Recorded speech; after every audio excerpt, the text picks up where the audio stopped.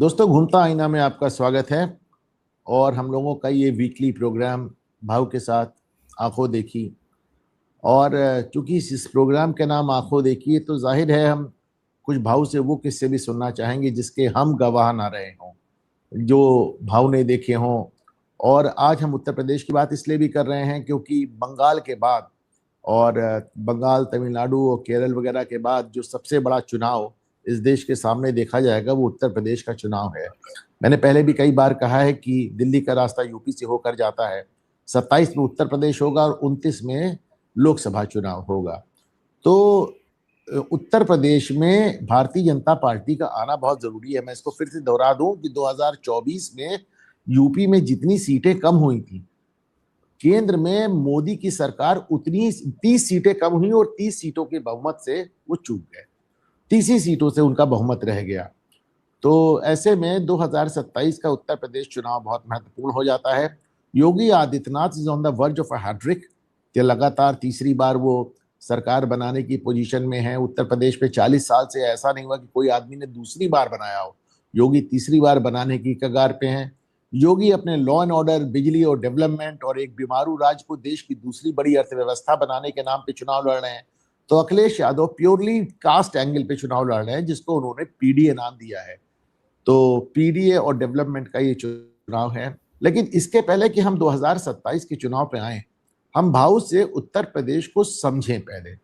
और भाऊ बात करते हैं चंद्रभानु गुप्ता की। वो तो साहब 50-60 के दशक के मुख्यमंत्री और सरकारों की बात करते हैं जब कांग्रेस गवर्नमेंट हुआ करती थी।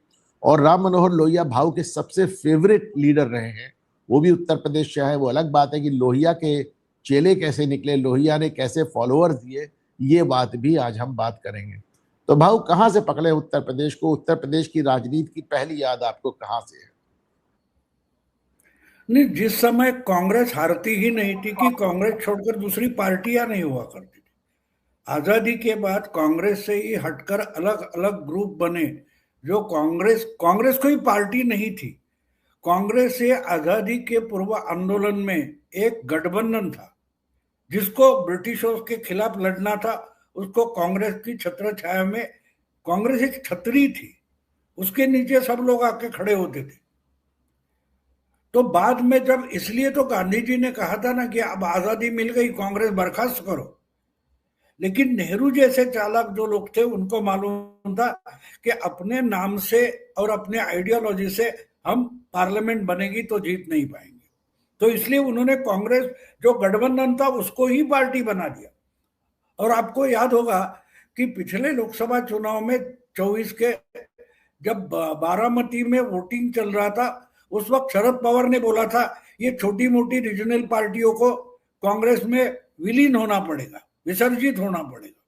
तो समझा, कांग्रेस का मतलब कोई पार्टी नहीं। जब मैं हंसता हूं जब कोई बोलता है कांग्रेस की एक विचारधारा है। कौन सी विचारधारा है? मुझे बताओ कौन सी विचारधारा। आउडी अधिवेशन में नेहरू ने और इंदिरा जी ने आगे चलकर सोशलिस्टों का और कम्युनिस्टों का जो एजेंडा था वही चुरा लिया, वो अपना एजेंडा बना लिया। अचानक आउडी कांग्रेस के बाद कांग्रेस समाजवादी हो गई। उसके पहले समाजवादी थी नहीं थी। मुस्लिम लीग बोलती थी ये हिंदू पार्टी है। आज की बीजेपी जो लोग बोलते हैं ना कि ये तो कांग्रेस में हो गई, कांग्रेस युक्त हो गई वगैरह वगैरह, अरे क्या गलत है? आजादी की विरासत आज बीजेपी के पास है, आजादी के आंदोलन की, ना कांग्रेस के पास है। और बीच में आपको याद होगा 2024 के चुनाव में शायद या उसके बाद कभी मोदी जी बोले कांग्रेस तो मुस्लिम लीग हो गई। इसका कारण जो मुस्लिम लीग का 1947 के पहले का एजेंडा था उसी पर राहुल गांधी कांग्रेस को लेके जा रहे। तो ये समझना जरूरी है। क्या हो गया मालूम है, आजकल हमारे पास लेबल लगा के काम चलता है। शराब की बोतल पर दूध का लेबल लगा लो, दूध करके लोग शराब पी लेते हैं। अरे दूध से नशा कैसी आ रही है सोचेंगे नहीं। ये सब सारे सेक्युलर है ना। मैं मानता हूं कि वो दूध का लेबल लगाई हुई शराब पीते हैं और नशे में धूत बकैती शुरू कर देते। अब आजकल जो बंगाल में हुआ है ये समझ नहीं पा रहे कल एक कोई डिस्कशन में देख रहा था कि अरे बंगाल की सरकार में एक भी मुस्लिम मिनिस्टर नहीं है क्योंकि कांग्रेस के एमएलए में एक भी मुस्लिम नहीं है। तो क्यों चाहिए भाई? पहली बार बंगाल सेकुलर सरकार आई है बंगाल में, मैं उसको सेकुलर बोलता हूं। आज तक वो मुस्लिम वेटो पर चल रही थी, ये समझो आप। पहले सेक्युलरिज्म का मतलब किसी को मालूम नहीं। सेक्युलर शब्द कहां से आया है? राज्य सत्ता में धर्म सत्ता हस्तक्षेप ना करे उसको सेक्युलर बोला जाता है। ओरिजिनली सेक्युलरिज्म शब्द वहां से आया है कि हर चीज में पोप अपना नाक डालता था, कान डालता था, हाथ डालता था, उसको रोकने के लिए जो सोच आगे आई उसको सेक्युलरिज्म बोलते हैं। और हमारे यहाँ सेक्युलरिज्म किसको बोलते हैं? हर चीज में मौलाना नाक अड़ाएंगे, टांग अड़ाएंगे, उसको सेक्युलरिज्म बोलते हैं। तो इसलिए बंगाल में अगर कोई भी मुस्लिम मौलाना हस्तक्षेप ना करे, ना कर सके, ऐसी सरकार आई है, तो बंगाल में पहली बार सेक्युलर सरकार आई है। ये हिंदू सरकार नहीं बन, ये सनातन सनातन सरकार मैं तो नहीं मानता। ये प्योर सेक्युलर सरकार है, 100%। और सेक्युलर या सनातन का मतलब होता है कि दूसरी उपासना पद्धति पर हम गुस्सा नहीं करते, उसका द्वेष नहीं करते, वही तो सेक्युलरिज्म है। ये सेक्युलर शब्द पश्चिम से आया है, हमारा नहीं है। हमारा शब्द सनातन है। और सनातन का मतलब जो छोटे मोटे बहुत रिलीजन हमारे पास है, हर जिले में, हर तहसील में अलग रिलीजन है, और वो सब मिलकर इकट्ठा रहते, उसको तो सनातन बोलते हैं। तो सनातन का मतलब ही सेक्युलरिज्म हो गया। लेकिन वो बात छोड़ो, हम चुनाव के बारे में बोल रहे हैं। तो जो यूपी का चुनाव आ रहा है, तो मुझे याद है जब 1957 के पहले की बात है, बाबा साहब आम्बेडकर, मधुली में डॉक्टर राम मनोहर लोहिया और महाराष्ट्र के आचार्य अत्रे मिलकर उन्होंने तय किया था कि कांग्रेस के लिए अल्टरनेटिव पार्टी बनाएंगे। उसका नाम था रिपब्लिकन पार्टी ऑफ इंडिया। लेकिन दुख की बात यह थी कि उसका फॉर्मेशन होने से पहले अंबेडकर चल बसे। अंबेडकर उसके अध्यक्ष होने वाले थे, डॉक्टर लोहिया उसके सेक्रेटरी होने वाले थे, आचार्य अत्रे उसके कोषाध्यक्ष होने वाले थे, और मधुलिमय उसके क्या बोलते ऑफिस सेक्रेटरी होने वाले थे। लेकिन उसके पहले ही भाव थोड़ा टोक रहा हूं, अंबेडकर को उत्तर प्रदेश में कभी हम लोगों ने सक्रिय देखा क्या? नहीं, उनका शेड्यूल कास्ट फेडरेशन नाम की पार्टी थी उस वक्त। रिपब्लिकन पार्टी या अंबेडकराइट वगैरह नहीं बोला जाता, शेड्यूल कास्ट फेडरेशन। अंबेडकर की मान्यता जो थी वो शेड्यूल कास्ट फेडरेशन से हुआ करती थी। दत्ता कट्टीकर के कर्नाटक के कोई नेता थे और बहुत सारे राज्यों में नेता थे उनके।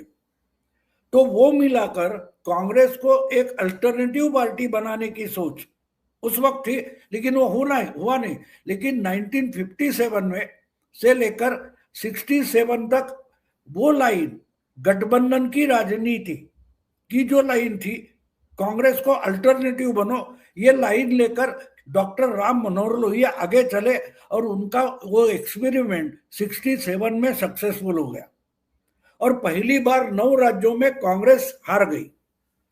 पंजाब हो, हरियाणा हो, उत्तर प्रदेश हो, बिहार हो, कांग्रेस को अपनी मेजोरिटी नहीं मिली। तो अपोजिशन के अलग अलग छोटे मोटे दल मिलाकर, प्रादेशिक हो, क्षेत्रीय हो या राष्ट्रीय हो, ये सब दल मिलाकर एसबीडी गवर्नमेंट आई, संयुक्त विधायक दल की सरकारें आई। यूपी में कौन है भाऊ? यूपी में कौन है? यूपी में उस वक्त मुझे लगता है गोविंद वल्लभ पंत ने, गोविंद सिंह या ऐसे कोई मुख्यमंत्री, मुझे पर पक्का उनका नाम याद नहीं आ रहा है। लेकिन बहुत सारे बदलते भी गए, इसका आया उसका आया। लेकिन सबसे मजेदार एक बात आपको बोल दूं कि वैसे ही एसबीडी गवर्नमेंट बदलती रही, 3-3 दिन में भी गवर्नमेंट बदलती रही। सुबह इस पार्टी में आता था, शाम को उस पार्टी में जाता था। उसमें एक किसी का नाम गयाराम था, और इससे आयाराम गयाराम ये शब्द बन गया। हरियाणा का था शायद, जिसका एमएलए था, उसका नाम था गयाराम। तो ये हरियाणा का किस्सा है। आयाराम गयाराम ये शब्द आ गया, लेकिन वो बात नहीं। उसके बाद आपको बोल दो और एक मजेदार बात है, सतीश सिंह नाम के मुख्यमंत्री हुए बिहार के 3 दिन के लिए। तो वो जिस गुट के थे, उस गुट के कुछ 11 वगैरह एमएलए थे और उस गुट के नेता थे, उनको मुख्यमंत्री बनना था, लेकिन वो तो थे एमपी। अब एमपी मुख्यमंत्री कैसे बनेंगे? और बिहार में विधान परिषद तो थी नहीं, चुनाव लड़ना मुश्किल हो जाता। इसलिए उस नेता ने सतीश सिंह नाम के किसी को 3 दिन के लिए मुख्यमंत्री बनाया। और उसने मुख्यमंत्री बन के किया क्या? तो सॉरी, विधान परिषद थी, तो उसने राज्यपाल को रिकमेंड किया कि उस इंसान को, अनुपम मिश्रा को अपॉइंटेड एमएलसी डिक्लेयर करो। और जिस दिन राज्यपाल का सिग्नेचर हो गया, सतीश सिंह ने रिजाइन कर दिया और वो इंसान अनुपम मिश्रा अपॉइंटेड एमएलसी दूसरे दिन बिहार का मुख्यमंत्री बन गया। उसका नाम था बिंदेश्वरी प्रसाद मंडल। आज जिसको मंडल आयोग, मंडलाइजेशन बोलते हैं ना, वो वही मंडल है जो संवैधानिक फ्रॉड करके चीफ मिनिस्टर बना। तो कहने का मतलब है ये सब होता रहा। और इससे तंग आकर जब 1971 में इंदिरा जी ने बार बार, यानी 3-3 दिन, उस दरमियान बिहार में 2 विधानसभा चुनाव मध्यावधि हो गए, बंगाल में 2 मध्यावधि चुनाव हो गए, यूपी में 1 मध्यावधि चुनाव हो गया। यानी आपस में लड़ते थे। बस गणित का, आंकड़ों का लोकतंत्र हमारे देश में आ गया। बस इसके पास 50 से ज्यादा है, चलो इसको कर दो। फिर उसमें टूट होती थी। तो उससे निकलकर लोग परेशान हो गए थे और लोगों ने इंदिरा जी को 71 में जो बड़ी भारी मेजॉरिटी दे दी और उसके बाद विधानसभा में भी दे दी। पूरे देश में फिर से कांग्रेस का राज आ गया। एसवीडी लोहिया का जो एसवीडी गठबंधन का राजनीति थी वो फेल हो गई और इंदिरा एक उद्धारक, पैगंबर बनके, प्रॉफिट बनकर उभर कर आई, गरीबी हटाओ वगैरह वगैरह। तो ये गठबंधन की राजनीति से लोग तंग हो गए थे। उससे इंदिरा गांधी स्ट्रांग लीडर बनकर उभरी। आज हम वही रिपीट होते हुए देख रहे हैं। मोदी की तरफ लोगों की नजर जो है वो उस इंदिरा गांधी जैसी है जो हमको स्टेबिलिटी देगी। हर नेता का ईगो इतना बड़ा है कि उसको एमएलए बनना है, एमएलए के बाद मंत्री बनना है, मंत्री के बाद मुख्यमंत्री बनना है और उसके बाद प्रधानमंत्री बनना है, करना कुछ नहीं। तो इससे लोगों के जिंदगी में जो स्टेबिलिटी थी वो खत्म हो रही थी और उससे तंग आकर लोगों ने इंदिरा गांधी को चुना। और वो इतनी स्ट्रांग हो गई कि अपनी पार्टी में भी, कांग्रेस में भी, उन्होंने पुराने नेताओं को धक्के मारकर बाहर निकाला और आगे चलकर पूरी पार्टी एक पारिवारिक पार्टी बना दी। वहां से कांग्रेस का विलय शुरू हो गया। आज का इंदिरा जी इतनी ताकतवर हो गई कि इंदिरा इज इंडिया और इंडिया इज इंदिरा जैसा देवकांत बरुआ ने नारा दे दिया। और इंदिरा गांधी को इतना ज्यादा अपनी शक्ति का घमंड हो गया कि उन्होंने भारत जैसे देश में इमरजेंसी लगा दिया, एक पुलिस रूल स्थापित कर दिया। अब फिर हम सब जानते हैं कि 1977 में कैसे इंदिरा गांधी हारी चुनाव और इस तरह। लेकिन 1977 में जिस तरह जनता पार्टी की सरकार केंद्र में बनी थी और चल नहीं पाई, 2.5 साल में गिर गई, उसी तरह उत्तर प्रदेश में भी, चूंकि आज हम उत्तर प्रदेश की बात कर रहे हैं, उत्तर प्रदेश में भी तजुर्बा हुआ था। अगर मुझे ठीक याद है तो राम नरेश यादव मुख्यमंत्री हुए थे। आप बेहतर आपको याद होगा। तो राम नरेश 77 में हुए थे राम नरेश। हाँ, तो उनका भी तो बहुत चला नहीं है। मतलब अगर ना केंद्र में इनका गठजोड़ चला और ना राज्य उत्तर प्रदेश में चला। नहीं, वो अलग अलग विचारधारा की socialist party, Jansangh, CFD, Congress के टूटा हुआ ग्रुप वगैरह वगैरह इकट्ठा हुए। संगठन कांग्रेस, जगजीवन राम की पार्टी, अलग अलग गुट थे। तो उनका इकट्ठा होना ठीक नहीं था। वो कोई विचार, देखो पार्टी बनती है, एक संस्था बनती है तो एक उद्दिष्ट से बनती है और एक विचारधारा से बनती है, एक सोच से बनती है। अलग अलग विचारधारा तो भाव कांग्रेस की विचारधारा तो आप कहते हैं कांग्रेस की भी नहीं थी। नहीं थी, वही तो बोल रहा हूं ना। लेकिन जनसंघ की विचारधारा अलग थी और सीपीआई सीपीएम की विचारधारा अलग थी। जो 67 में गठबंधन की राजनीति बनी उसमें सारी विचारधारा के लोग इकट्ठा हुए, तो उसकी कोई विचार, पानी का कोई रंग नहीं है। लेकिन दूध में आप अलग अलग चीजें डालो तो उसका तो रंग बनेगा, पानी का कोई रंग नहीं होता। कांग्रेस का कोई रंग नहीं है, कांग्रेस वाला किसी भी पार्टी में जा सकता है क्योंकि उसका अपना कोई रंग है नहीं। वही कांग्रेस की विचारधारा है कि हमारी विचारधारा नहीं, वही तो विचारधारा है। लेकिन बीजेपी को कोई विचारधारा है, कम्युनिस्टों की कोई विचारधारा है, और राष्ट्रवाद और मार्क्सिज्म के बीच में लटकने वाले लोग हैं उनको समाजवादी बोलते, सोशलिस्ट। वो नेशनलिस्ट भी होते, इंटरनेशनलिस्ट भी होते। तो वो बात छोड़ दो। आज जो यूपी की हालत है वो ऐसे बन गई कि जो मैंने बोला ना, लोग इंस्टेबिलिटी से परेशान हो गए थे और इंदिरा जी को लाया था। वही बात मोदी के होने के कारण 2017 में जो बीजेपी जीत गई, 300 से ज्यादा सीटें जीत गई, वो स्टेबिलिटी के लिए थे, स्टेबिलिटी के लिए थे। और एक बात और है, अभी भी अखिलेश समझ नहीं पाया। मैं हमेशा बोलता हूं कि सबक अनुपम के लिए हो, भाऊ के लिए हो, उससे सीखना सबको है। जब 2012 में अखिलेश जीत गया था, मुख्यमंत्री बन गया, उसके पिता ने चुनाव जीता, बेटे को मुख्यमंत्री बनाया, तो एक बात थी, यूपी के विधानसभा में पहली बार 68 मुस्लिम एमएलए चुनकर आए और वहीं से मुस्लिम वोट बैंक की चिंता हिंदुओं को जगाने लगी। और आपने देखा सिर्फ 2 साल बाद 2012, 2014 में यूपी से 80 में एक भी मुस्लिम एमपी नहीं बना। समझे मैं क्या बोल रहा हूं? आप अगर मुस्लिम वोट बैंक का वीटो बनाओगे तो फिर सनातन जाग जाता है। और जब सनातन देखिए भाव एक बड़ी दिलचस्प बात कह रहे हैं कि 2012 यानी 2012 में 68 एमएलए चुन के जिता के भेजे अखिलेश यादव, मुलायम सिंह यादव, समाजवादी पार्टी ने 68 एमएलए, और उसका ऐसा असर पड़ा कि केवल उसके 2 साल बाद जब चुनाव हुआ 2014 में, तो 2 साल में एमपीज में मुस्लिम एमपीज की संख्या 0 चली गई। कहां 68 एमएलए, कहां 0 एमपी, 2 साल में इतना असर पड़ गया। याज भाव ने एक बहुत बड़ी बात कही कि 2012 में जो समाजवादी पार्टी ने 68 एमएलए जिता दिए, उससे उत्तर प्रदेश का मिजाज बदला।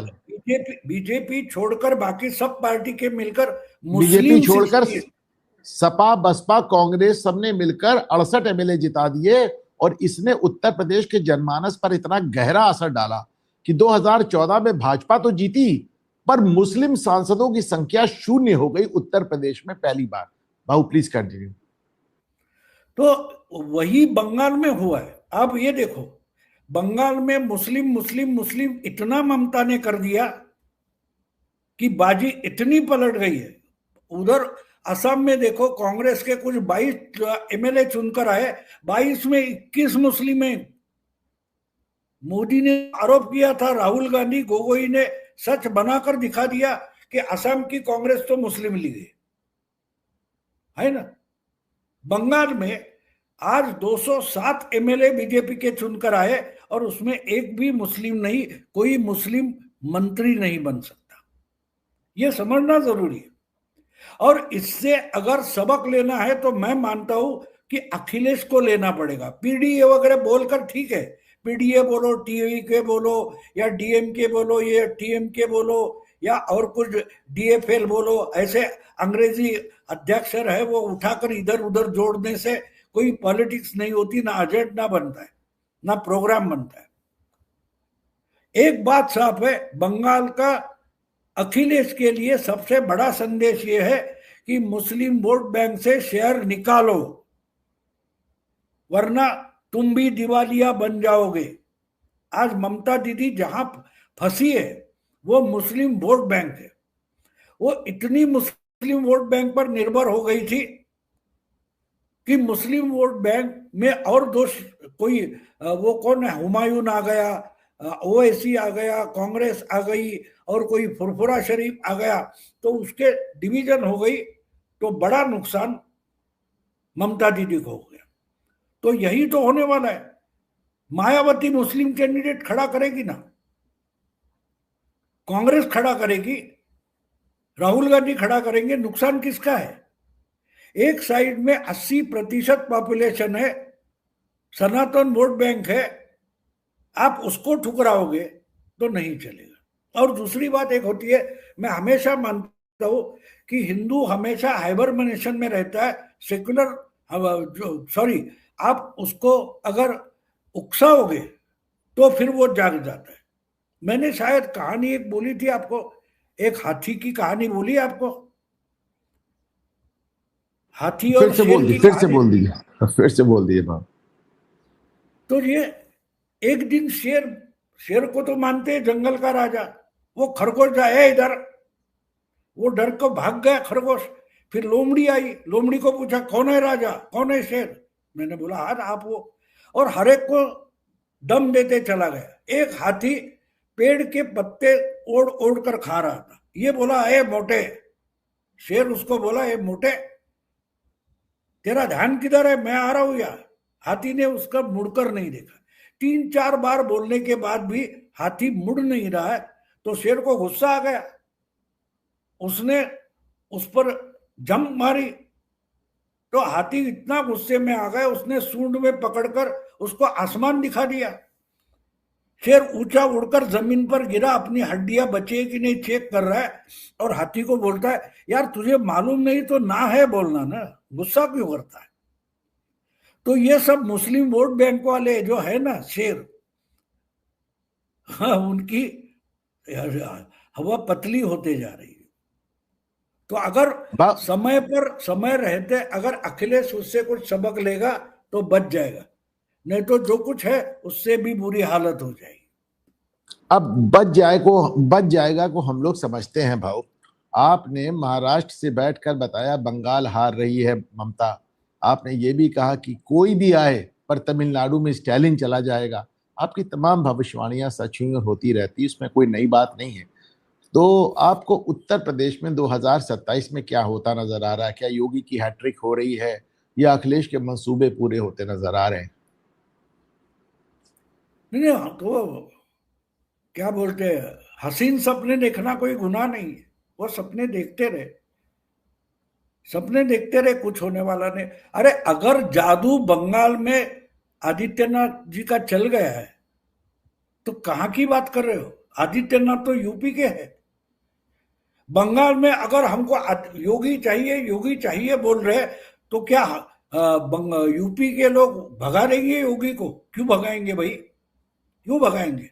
अगर बंगाल वाले बोल रहे कि योगी को भेजो, और आज योगी का मॉडल लेकर शुभेंदु अधिकारी काम कर रहा है, तो ये यूपी वालों के लिए अभिमान की बात होगी। कि ऐसा मुझे बताओ कि इससे पहले कौन सा यूपी का कोई मुख्यमंत्री है जिसको मॉडल मानकर और राज्यों के मुख्यमंत्री काम कर रहे थे? कौन सा यूपी का चीफ मिनिस्टर है जिसको और राज्यों के सामान्य मतदाता ने अपना मॉडल माना है? योगी है, तो उसको क्यों हटाएंगे?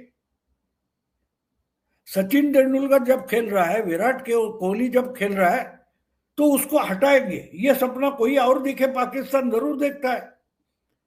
लेकिन क्या भारत की जो सिलेक्शन कमेटी है, वो क्या अच्छा खेलने वाले सचिन को या विराट कोहली को हटाएंगे? क्यों हटाएंगे भाई? आपको चाहिए। तो ये मीडिया की खुजली है, मीडिया की खुजली है, उससे ज्यादा कुछ नहीं। ये चलता रहने दो, कोई बात नहीं, हम एंजॉय करेंगे, हमको भी टाइम पास थोड़ा चाहिए ना। देखो मैच जब होती है, इनको एक बात अभी भी अमित शाह या नरेंद्र मोदी की समझ में नहीं आ रही। अमित शाह लोकतंत्र बचाना चाहते, और लोकतंत्र का मतलब हर 4-5 साल के बाद चुनाव होने चाहिए, चुनाव होने चाहिए। और चुनाव होने चाहिए तो सामने लड़ने वाला भी कोई चाहिए ना। तो आपको खत्म कर देंगे, अपोजिशन को, ममता दीदी को हो या राहुल गांधी को हो, कांग्रेस को हो, उसको खत्म कर देंगे तो लड़ेंगे किसके साथ? 5 साल के बाद चुनाव तो लड़ना है ना। तो आते जाते किसको लात मारे ऐसी चीज रखनी पड़ती है। मैं इसको लॉयल अपोजिशन बोलता हूं। मोदी और शाह की रणनीति यह है कि लॉयल अपोजिशन, हमको सवाल पूछने वाला भी कोई चाहिए, वरना चलेगा कैसे। लोकतंत्र चलाना है तो हर समय चुनाव लेना पड़ता है। आप कितना भी अच्छा काम करो, लेकिन उसकी परीक्षा तो देनी पड़ेगी ना। आप 10वीं पास हो, आप बहुत मेरिट लिस्ट में आए हो, फिर भी आपको 12वीं की परीक्षा देनी पड़ती है, बोर्ड की। तो 12वीं की परीक्षा होनी है ना, तो आपको उस कंपटीशन में उतरना है। तो बाकी कोई 50,000 40,000 बच्चों को भी परीक्षा देनी पड़ती है, क्योंकि आपको मेरिट में आना है। तो आप हर वक्त आपको आपके पास एक हथियार है, तो उसको बार बार धार लगानी पड़ती है ना, वरना उसकी धार निकल गई तो हथियार काम का नहीं रहता। तो इसलिए लोकतंत्र में चुनाव होने जरूरी है, और अगर चुनाव होने हैं तो ये होना है। और यूपी की बात छोड़ दो, यूपी तो बहुत डन डील है मेरे मन। मैं इतना ही देख रहा हूं कि 2017 में ही यूपी के चुनाव के बाद, यूपी पंजाब वगैरह जो है, उसके बाद राष्ट्रपति का चुनाव है। मोदी इस बार किसको राष्ट्रपति बनाए, क्योंकि दलित हो गया, आदिवासी हो गया, अब राष्ट्रपति कौन बनेगा ये सोचो। महिला भी हो गया, महिला भी हो गया, तो मैं उस पर सोच रहा हूँ।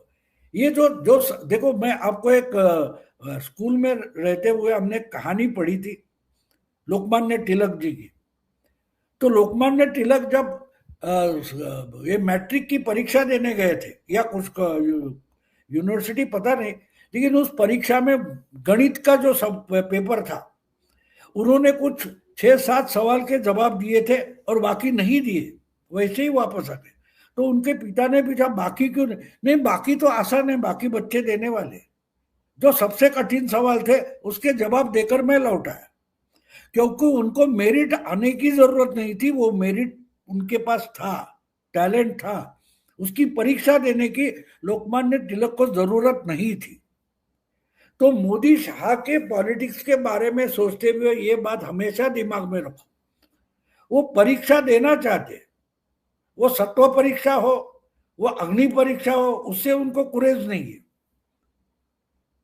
बाकी लोगों को पता नहीं है कि अग्नि परीक्षा क्या होती है, सिंपल परीक्षा क्या होती है, सत्व परीक्षा क्या होती है। वो ये तो इंद्र का सिंहासन हिलाने चले। देखिए भाऊ ने आज दो बड़ी बातें रही। एक तो बात भाऊ का फैसला, उन्होंने कहा UP is a done deal. उन्होंने मतलब उत्तर प्रदेश भाजपा जीतने जा रही, उसमें कहीं कोई संदेह या किसी शक की कोई गुंजाइश नहीं है।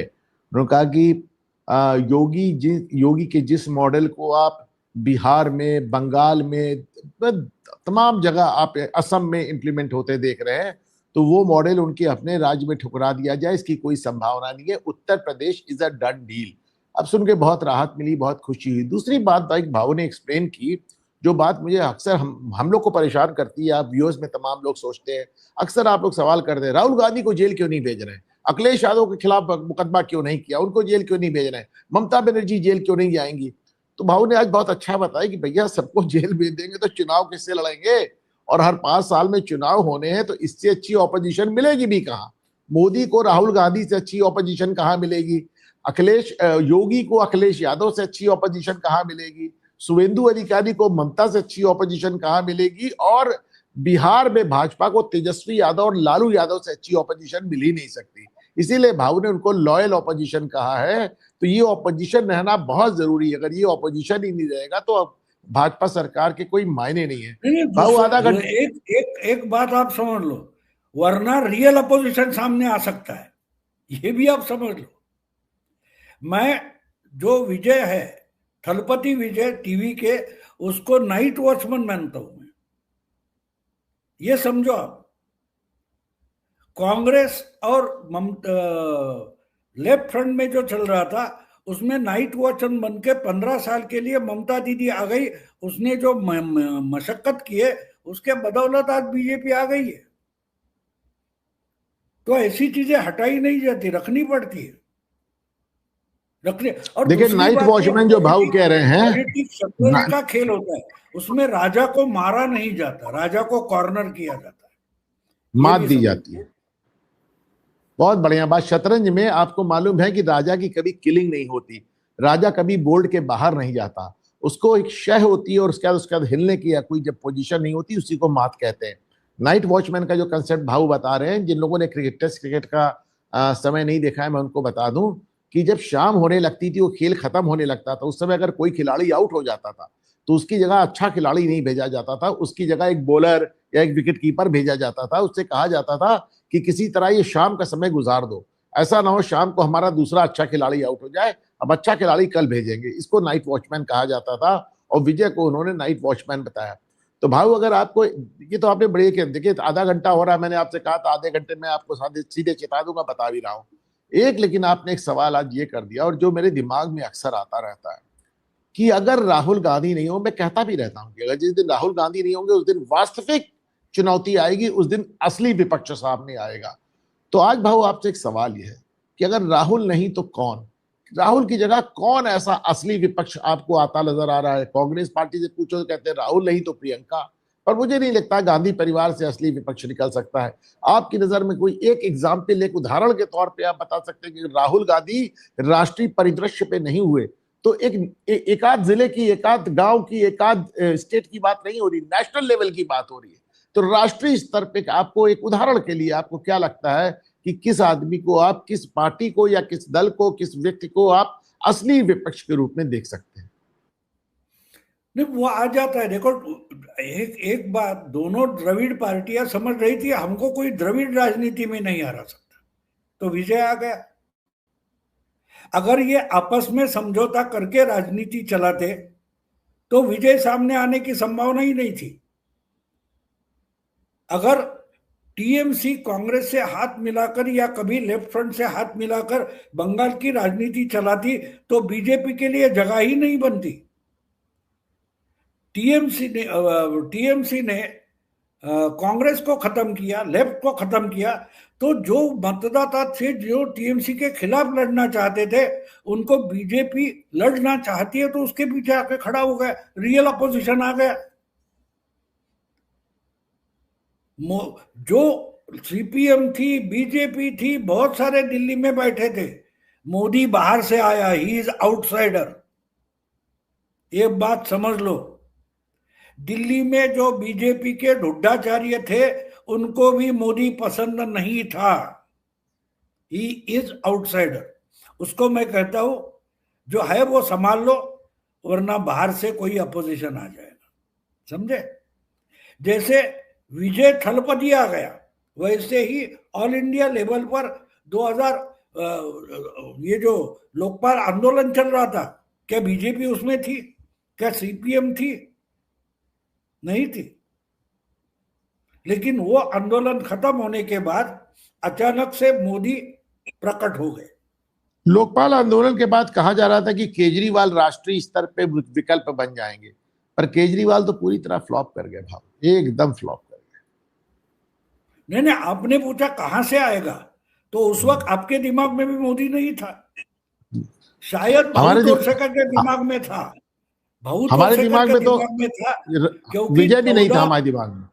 14-15 महीने पहले मैंने जनवरी टू अप्रैल 2013 में एक मराठी अखबार में मैंने कॉलम में एक सीरियल लिखी थी कि बीजेपी को सत्ता चाहिए तो मोदी को लाओ, लीडर बनाओ। मेरा मजाक उस वक्त के बीजेपी नेताओं ने भी उड़ाया था। तो दिखाई तो देता है, लेकिन वो होगा ऐसा बात नहीं होता, लेकिन होता है, परिस्थिति उसको लाकर खड़ा कर देती है। इसीलिए तो कहा गया संभवामी युगे युगे। मतलब क्या है? संभवामी युगे युगे, हर युग में ऐसा कोई प्रकट होता है, परिस्थिति उसको निर्माण करती है। कल तक उसको भी पता नहीं होता वो नेता हो सकता है, लेकिन अचानक वो सामने आ जाता है, बोलता है मैं हूं। तो अभी से उसकी चिंता करने के, इनके स्वास्थ्य तबीयत अच्छी है मोदी की, अमित शाह अभी उनकी उम्र भी अच्छी है, तो हम क्यों अल्टरनेटिव सोचे? तुम्हारे पोते के बारे में सोचते हो, उसकी पत्नी कैसी होगी, क्यों सोचते हो यार? राहुल गांधी भी काफी स्वस्थ है भगवान की दया से, विपक्ष भी काफी स्वस्थ है, विपक्ष भी बहुत स्वस्थ है। लेकिन देखिए बड़ी बात कह रहे हैं भाऊ, डुबकी मारते हैं, पुशअप्स करते हैं, बड़े स्वास्थ्य बिल्कुल। देखिए बहुत एक बड़ी बात कही कि भाई राहुल का रहना बहुत जरूरी है, क्योंकि राहुल नहीं रहेंगे तो विपक्ष कहां से आएगा। अखिलेश का रहना बहुत जरूरी है। ममता, इस बार मुझे बंगाल से कोई ये बात कह रहा था कि ममता हारी अवश्य है, पर भारतीय जनता पार्टी ममता बनर्जी को पूरी तरह समाप्त नहीं होने देगी। आपने देखा उन्होंने बिहार में लालू को पूरी तरह समाप्त नहीं होने दिया, उन्होंने मुलायम सिंह की पार्टी को, अखिलेश यादव को उत्तर प्रदेश में पूरी तरह समाप्त नहीं होने दिया। तो ये बात सच में मान सकता हूं कि राहुल गांधी को भी पूरी तरह समाप्त होने देने की उनकी मंशा नहीं है। तो sir that was very beautifully said. एक क्लू देकर जाता हूं कि ममता बात छोड़ो, बीजेपी टीएमसी खत्म नहीं होने देगी।